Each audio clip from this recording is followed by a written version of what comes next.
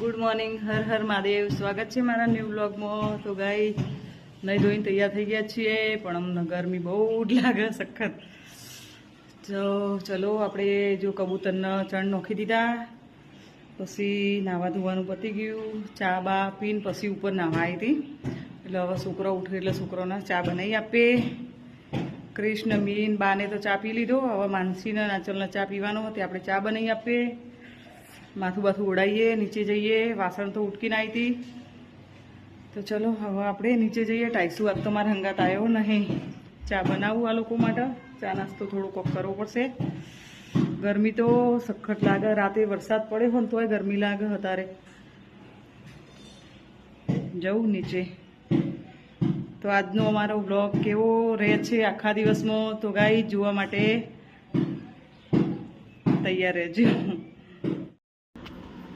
તો ગાઈસ કાચબો વચ્ચે આયા કરતો હતો. પેલો અમારે પાડેલો કાચબો રહ્યો ને એ વચ્ચે આવતો હતો. તે હું પૂરીને એવું કહેતી હતી કે કાચબો પેલબા જ આઘો મૂક્યા, કારણ કે હું સૂર્યનારાયણ પોણી ચડાવતી હોય ને એટલે કાચબો વચ્ચે આવે ને પગમાં આવી જાય ને એટલે મને થોડું આમ ગલી થાય ને એટલા માટે હું કહેતી હતી. મને બીક લાગે. હા, આમ કરડા નહીં પણ આપણા પગ ઉપર ચડી જાય ને એટલે આમ થોડું એવું થાય એમ અજીબ.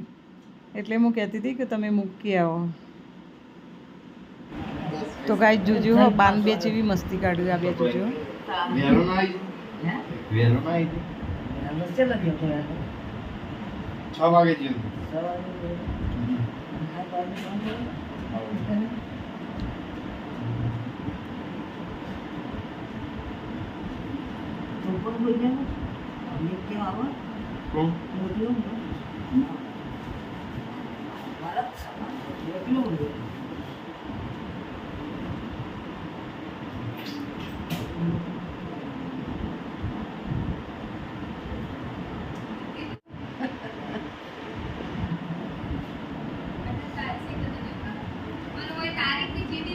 કિશોર રોણીમાન વિડીયો કોલ કરો. રોણીમાન, હા રોણીમાન વિડીયો કોલ કર.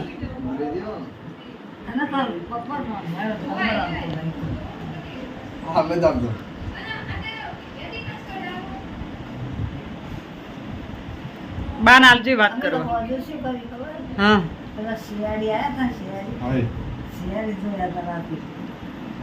જેવું મસ્ત નહીં આવતું કઈ. હું એરિયો જોઉં હું બા.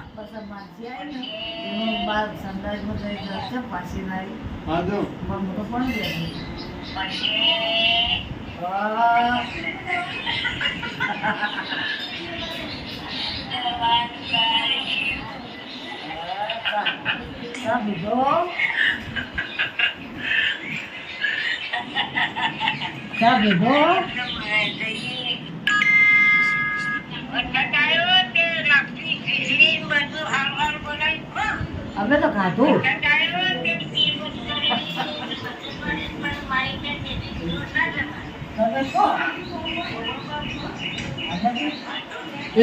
ઉભી રે, મેં તમને રિપ્લાય આપ્યું જોયું? હા બા, તને રોણીમાં એવું કીધું કે સારું તમારા બાને રાણીમાં જોડે વાત કરાવીશ. હા વાત કરાવો કે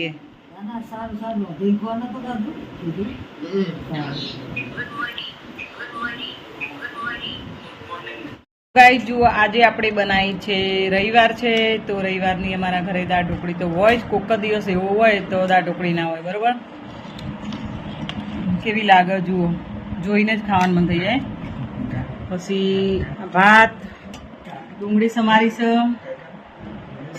પછી મસ્ત દેશી ઘી, અમૂલની છાશ.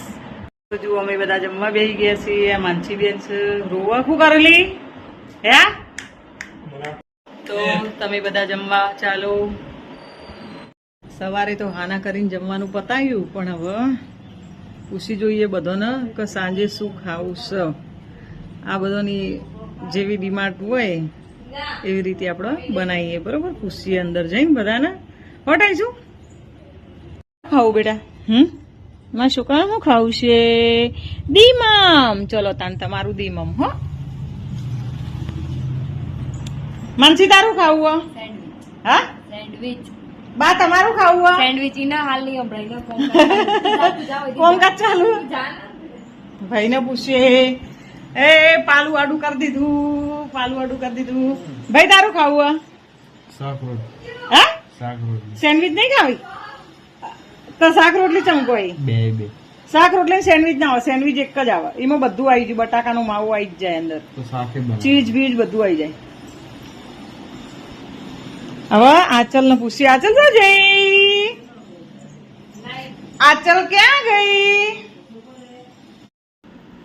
તો ગાઈસ આંચલ તો જડતી નથી પણ આપણે બનાવીએ આજે આપણા ઘરે માખણનો વારો છે વલોણાનો વારો છે તો માખણ કાઢીને તૈયાર કર્યું છે મારો કાનો ખાવા માટે નથી હાજર અને મેં પણ તૈયાર થઈને એક મસ્ત ફોટો લઈ લીધો જુઓ આપણે બનાવીએ છીએ આજે સેન્ડવિચ આ બટાકાનો માવો છે ટોમેટા ડુંગળી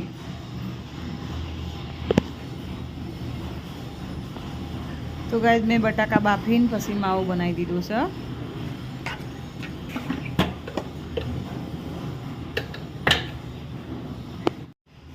ધાણા જીરું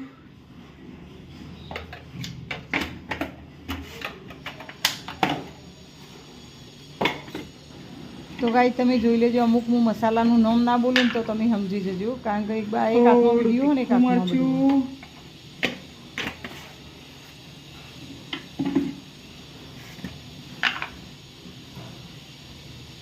હળદર તો ખાલી સામાન્ય જ નાખવાની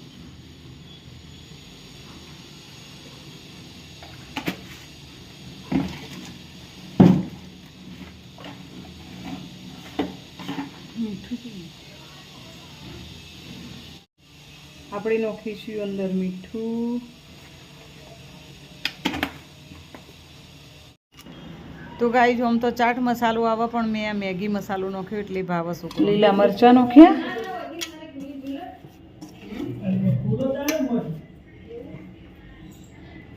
પછી આ કોબીજ છે આ બધું અંદર જ નાખી દેવાનું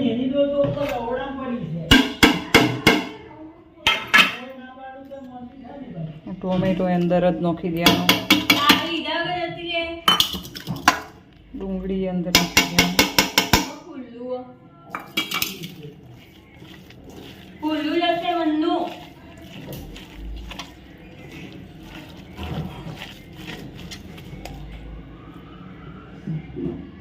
બધા આપણે બ્રેડ લાયા છીએ મારે આટલી સેન્ડવિચ બનાવવાની હા બધું તૈયાર કરીને મૂક્યું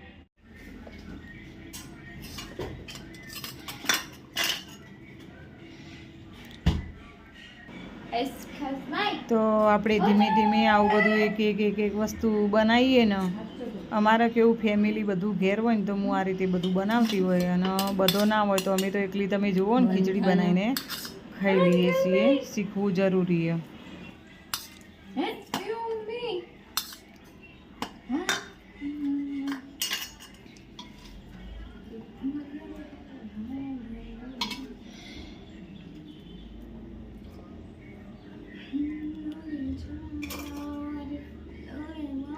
ચીજ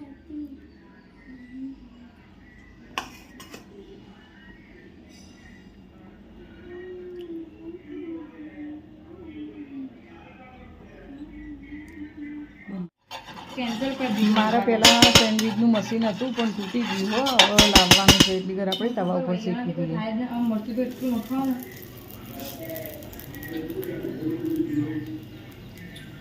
માનસી બંધ થવાનું નામ નહીં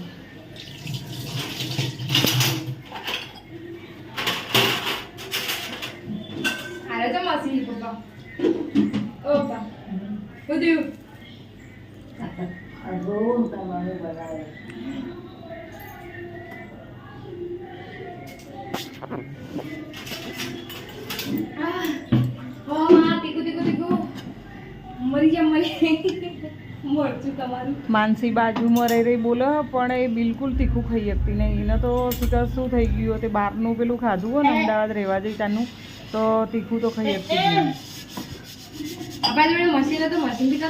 નહીં મશીન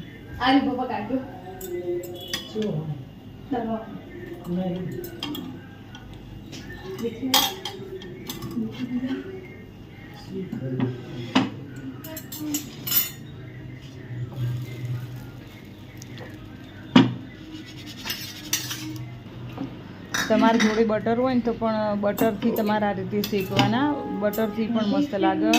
અને મારા જોડે બટર નહીં એટલે હું આ દેશી ઘીમાં શેકું છું, ઘરનું જ ઘી છે મારે. તો ગાઈઝ આખી ગરમીમાં અમે કશું કોઈ સારી આઈટમ બનાવીને ખાધી નહીં. એનું કારણ હતું કે બાપા અમારા બધાને રસોડામાં તો બિલકુલ ઊભું રહેવાતું નહોતું, એટલે અમે કોઈ નવી આઈટમ બનાવી નથી. અને હવે અમે ધીમે ધીમે એક એક કરીને તમને રોજ નવી આઈટમ જોવા મળશે. રોજે રોજ તો નહીં પણ અમુક ટાઈમે 2 દિવસે 4 દિવસે તમને નવી કોઈ આઈટમ જમવામાં તમને જોવા મળશે. મને પણ શોખ છે નવું બનાવીને છોકરાઓને ખવડાવવાનો ને બધો, પણ ગરમીમાં ઊભું જ નહોતું રહેતું. એમ કે આડું અવડું બનાવીને ફટાફટ આવીને ખાઈ લેતા હતા. ખીચડીને શાક રોટલીને દાળ ભાતને આવું બધું બનાવીને અમે ખાઈ લેતા હતા. હવે થોડી શાંતિ થઈ, થોડું ઠંડુ થયું ને એટલે આપણને રસોડામાં ઊભું રહેવું એ ગમે. મારા જેવી બધી લેડીઝોને આવી તકલીફ તો હશે જ.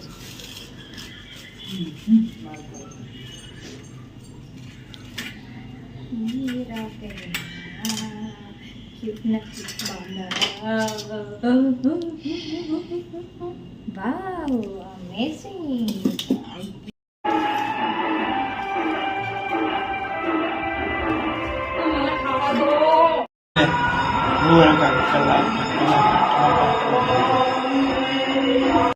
એવું કરો શરમ આવે ખાતા? હા, આખું પેટ બધું ભેગું ખાવાનું. આ છોકરો આવવાનો બહુ શોખીન હોય.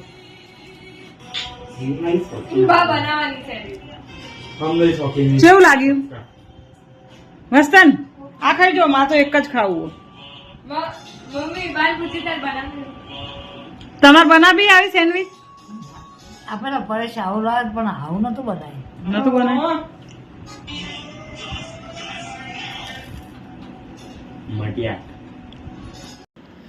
તો ગાઈ જુઓ અમારા ટાઈસુ પણ સેન્ડવીચ ખાય હ. આંચલ ખવડાવે ને એટલે અમે જે ખાઈએ ને બધું જ ખાય છે.